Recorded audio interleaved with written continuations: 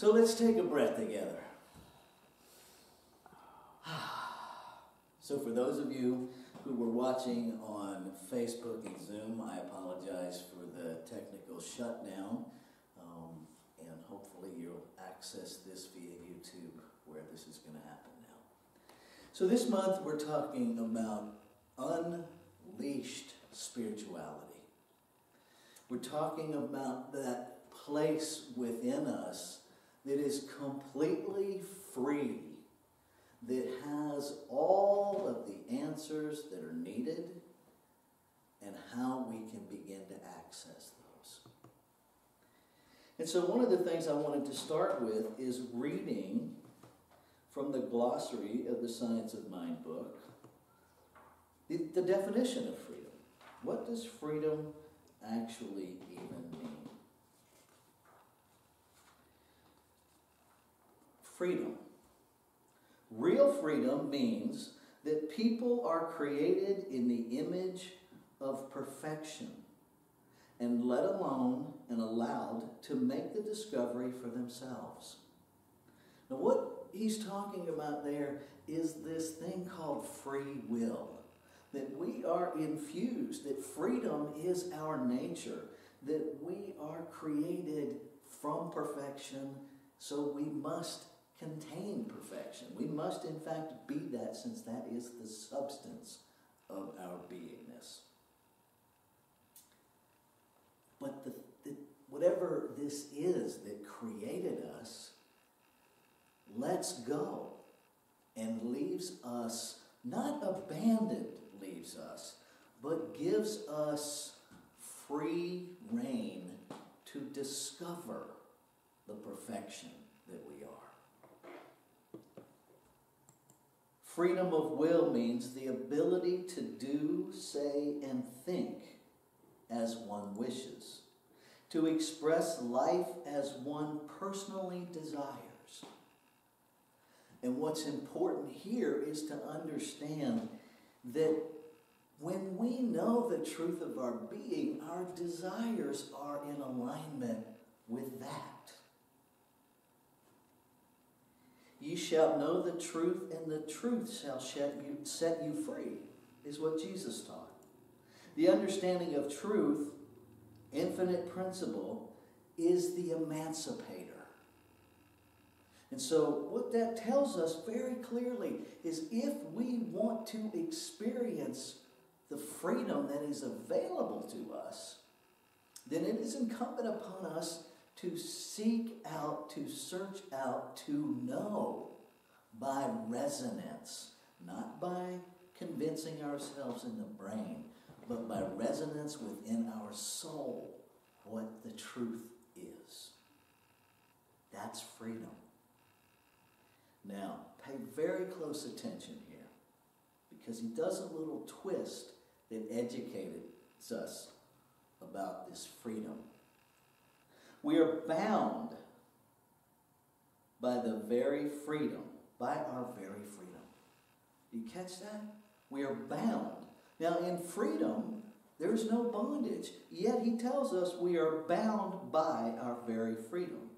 Our free will binds us. So what is he talking about there? Well, let's read on a minute.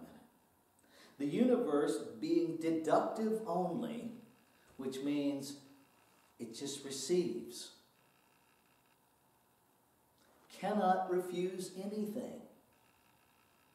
The very force that makes us sick can heal us. As we realize our oneness with creative mind, we are released from the bondage of what? False thinking. We see too that freedom means liberty, but not license. Now, I think that last little phrase there is one that we often miss. That freedom means liberty, not license. Liberty is literally that place where we free ourselves where we do the work to know the truth and we free ourselves to live the life of the divine, which is the life we are living. We eliminate the bondage of thinking that the life that we're living is this human life. And we live the life of the divine, which is what is living as us. I want to add to this. We're in the middle of a certificated class with several folks. The class is Building a Healing Consciousness. And one of the things that has come out in this class that is so healing is this realization that when we make a demonstration, we must take everything that comes with it. And so when we do treatment, when we speak our word, when we hold in our heart a desire to know the truth, well, that's an instant demonstration. And so how do we best know the truth? Every lie that is in between our awareness and our awareness of the truth comes up for us to navigate and reconcile and neutralize. On page 197, this is the most clear explanation I think I've seen of what's actually happening and how we forget so easily. Although we are inherently a perfect idea, our individuality covers this idea with the forms of thought which we image. We come into this life in subjugation, subjective to the race consciousness and to our own environment. We unfold in our personality and begin to create new subjective thought. We think and observe, draw certain conclusions and deductions, and incorporate those within our mentality until at last we also become part of the relative cause. And by relative cause, what he's talking about is the world of effect of our objective existence. And so what he's telling us there is that we get here perfect, and then our attention is focused on the world of effect, the world of form. And we begin to forget pretty quickly and pretty consistently of the power of creation that lies within us, and we start identifying with the world of effect, that that's who we really are. When in fact that is never true, but it becomes the experience that we have of reality. It is the limited experience that we have of reality. And so much more is available to us. He goes on in the next paragraph to give us the solution. Healing, then, is accomplished by, first, uncovering. That's the first step in healing, is to uncover. There's a reason that we have a teaching that focuses on hidden beliefs. Because we know that as long as they're hidden, they're operating outside of our awareness. That the hiddenness of them in no way renders them not creative. In fact, it probably renders them more actively and accurately creative because they are in that realm of deep, unquestioned faith. They are generational beliefs that are operating And you know when you're onto one of those, you know when you've uncovered one of those generational beliefs, when your ego feels so threatened by the simple idea of questioning whether that belief is true or not, that it brings up such a level of defensiveness and fear within you that you feel like your very identity is being threatened. Now you're onto the good stuff. Lean into that. Know that your ego is not your identity. That your identity is spiritual, not physical. The second step, neutralizing. So what does neutralizing actually mean? It means we tell the truth to a lie. It means we set our thought aright from the incorrect thinking that has been creating as us. Remember, the divine just creates. You are the divine in form, so that you don't have any uncreative thoughts. They all create. And so neutralizing them is we bring them into our awareness, and then we speak the truth to it. And sometimes that is as simple as, ain't a word of truth in you, talking to that lie. We add the truth. Ernest Holmes taught denial in spiritual mind treatment. That there's no such thing as lack and limitation. The trick is you carry it all the way out. We identify that there is a belief operating in me of lack and limitation, and so we call that out. There is no lack and limitation in the divine mind, in the being of the one, and the infinite. Being whole, perfect, and complete is absolute abundance, showering its abundance on every expression of its creation, equally without restriction. That's how we neutralize it. We do the first step. We identify it. We uncover it. And then we speak truth to it. That erases the false images in our thinking. We think in pictures. Right? If I say, don't think about refrigerators, now you're all thinking about refrigerators. You're welcome. Neutralizing it erases those old, untrue images and replaces them with accurate images. Images that match the desire of our heart. And letting the perfect idea reflect itself through subjective mind into the body. Now, is it into the body of my physical body or into the body of the one? And the simple answer is yes, because they're the same body. We can't say we believe in oneness and believe in separation.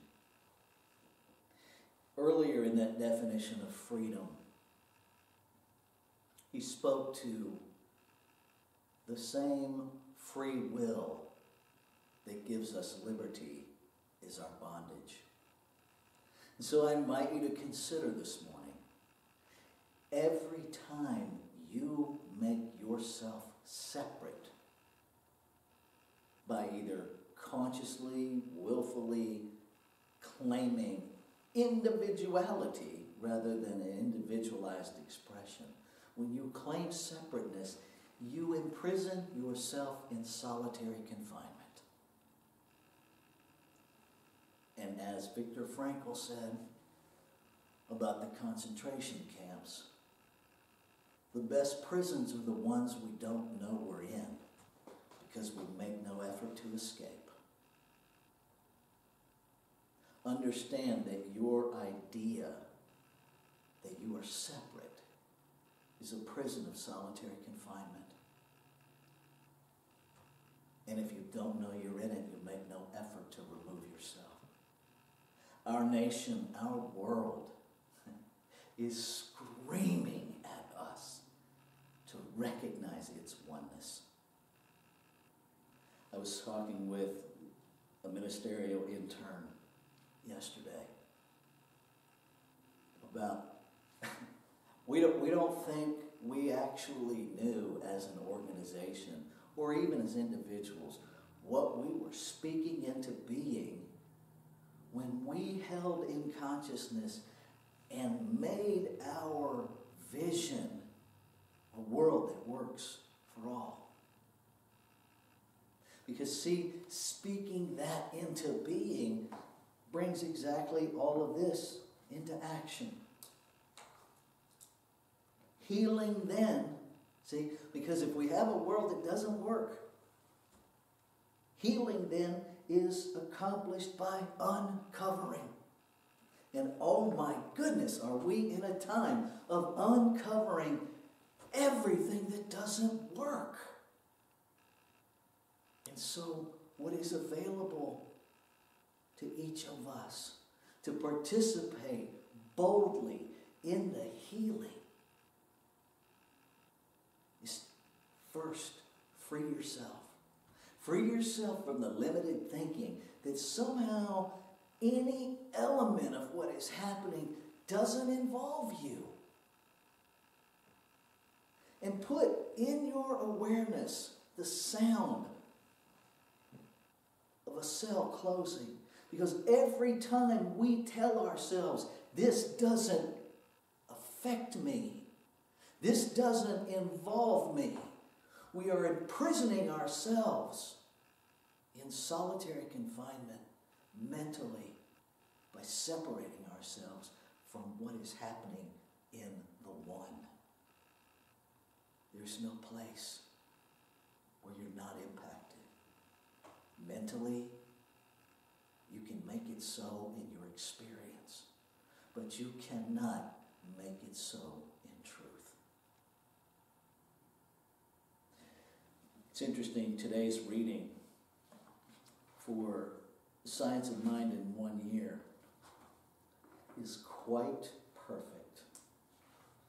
If I can find it here. Yeah. So I'm going to read this as the closing treatment for this morning.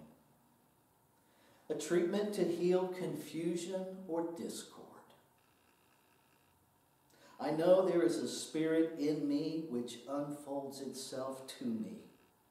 And I know that this spirit, or infinite wisdom and divine love and perfect law, enlightens my consciousness and awakens within me, within the personal, the knowledge of its meaning, the realization of its presence, and the power of its law. I am conscious that this universal it is an ever-present being to me and to everyone. Because there is the universe, because where the universe personifies, it becomes personal. Therefore, there is within me an immediate presence, the infinite of the finite self, all-knowing, all-wise, and perfect, forever perfect. It is the real me, and that I seek to vision in my thought, that I seek to embody in my consciousness. It is that me that cannot be sick, knows no lack, no limitation, never suffered want, and cannot experience fear.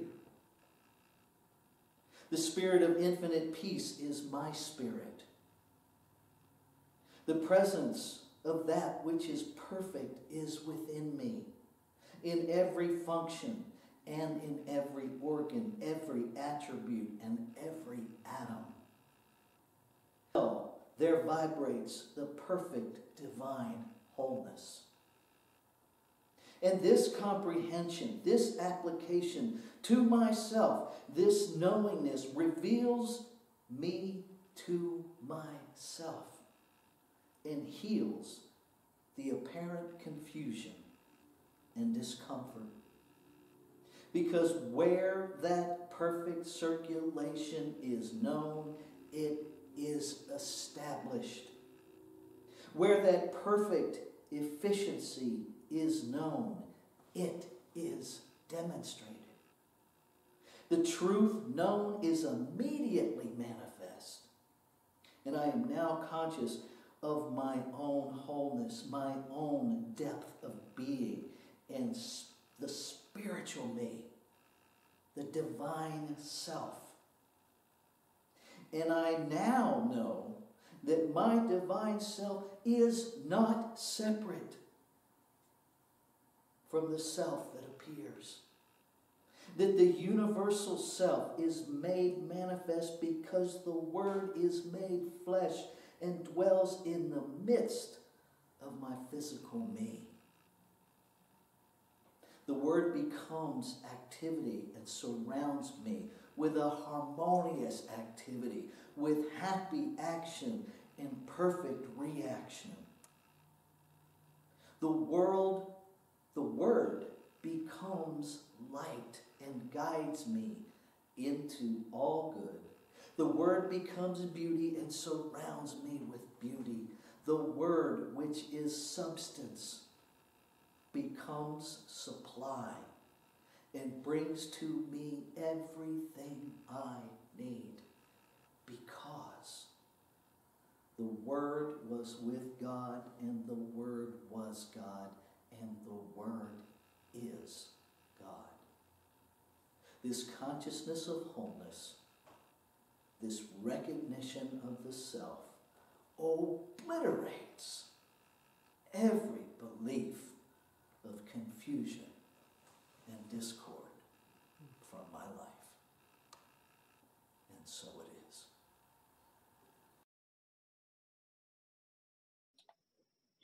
Hi, everyone. This is Shara Banbury, and I'm one of your Sierra Center for Spiritual Living licensed practitioners. And I miss seeing you, so I just wanted to say hi, and that I would like you to know that all of your practitioners are still available to you. You can call us directly. So we are still available every single moment. If you have any needs at all, please feel free to call any one of us, and we're there for you. And it's fine if you put your prayer requests onto our website, our Sierra Center website. So thank you so much for joining us. It means a lot to us to see your faces. Bye.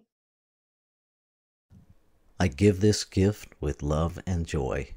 From a consciousness of abundance, divine love blesses and prospers all that I have, all that I give, and all that I receive. And so it is. So I invite you to consider giving financially to assist Sierra Center for Spiritual Living to continue doing the good work in the world that we do through the various programs and offerings. Know that your gift of any size, no gift too small, no gift too large, are each and every one valued with the same level of appreciation. Thank you.